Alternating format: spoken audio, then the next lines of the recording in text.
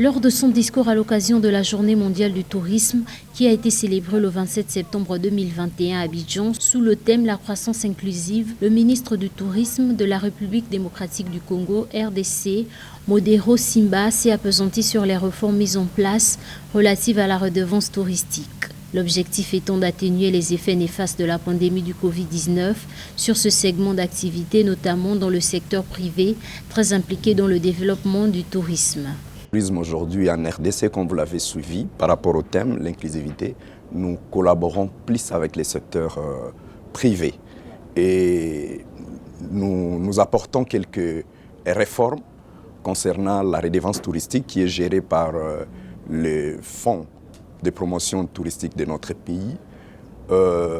Les effets de la Covid ont fait que mon ministère a fait une réduction de la redevance touristique de 10 à 5% en interne pour favoriser l'interconnexion de nos provinces et le déplacement des populations.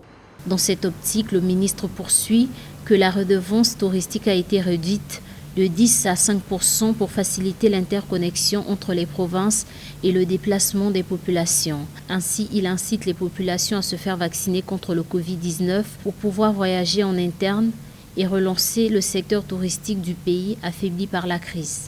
Nous sensibilisons aussi la population pour les permettre à voyager à travers nos provinces en interne, ça veut dire en se faisant vacciner. Aujourd'hui au Congo, nous avons reçu les 3 vaccins, Moderna, AstraZeneca et comme on appelle le 4e, Pfizer. Cela permet maintenant aux sociétés d'aviation de fonctionner en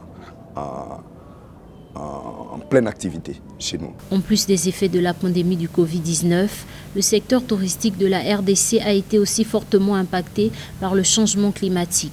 Il invite au final les Congolais à faire de leur pays la première destination touristique en visitant les différents sites dont dispose la RDC.